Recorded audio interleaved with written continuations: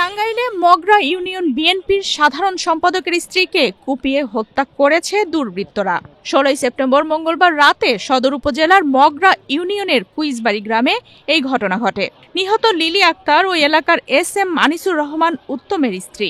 ধারণা করা হচ্ছে বিএনপি নেতা উত্তমকে না পেয়ে দুর্বৃত্তরা তার স্ত্রীকে হত্যা করে।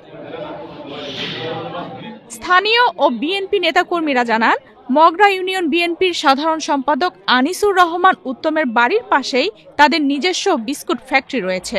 এক্সট্রিম মশার কয়েল প্ল্যান্ট ফাইবার দিয়ে তৈরি, তাই সহজে ভাঙে না, সুগন্ধিযুক্ত ও নিরবিচ্ছিন্নভাবে জ্বলে। ডেঙ্গু, চিকুনগুনিয়া বাহি সহ যে কোনো মশার বিরুদ্ধে দেয় এক্সট্রিম সুরক্ষা। প্রতিদিন নামাজ শেষ করে উত্তম ফ্যাক্টরিতে যান, কিন্তু মঙ্গলবার রাতে তিনি দেরি করায় তার স্ত্রী লিলি আক্তার ফ্যাক্টরিতে যান। এ সময় আগে থেকেই সেখানে ওত পেতে থাকা মুখোশধারী দুর্বৃত্তরা ধারালো অস্ত্র দিয়ে লিলিকে এলোপাতাড়ি কোপাতে থাকে। তার চিৎকার শুনে স্থানীয়রা এগিয়ে আসলে দুর্বৃত্তরা পালিয়ে যায়। পরে গুরুতর অবস্থায় তাকে উদ্ধার করে টাঙ্গাইল জেনারেল হাসপাতালে নিয়ে গেলে কর্তব্যরত চিকিৎসক মৃত ঘোষণা করেন। স্থানীয়রা জানান, ফ্যাক্টরির বাইরেই দুজন দাঁড়িয়েছিল, আর ভেতরে একজন মুখ বাঁধা অবস্থায় ধারালো অস্ত্র নিয়ে আক্রমণ চালায়। ধারণা করা হচ্ছে মূলত আনিসুর রহমান উত্তমকেই হত্যা করার উদ্দেশ্যে তারা এসেছিল।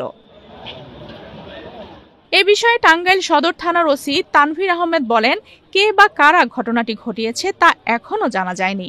হত্যাকাণ্ডের সঙ্গে জড়িতদের শনাক্ত ও গ্রেপ্তারে পুলিশ কাজ শুরু করেছে। আফসানা রিপা, বাংলাদেশ প্রতিদিন।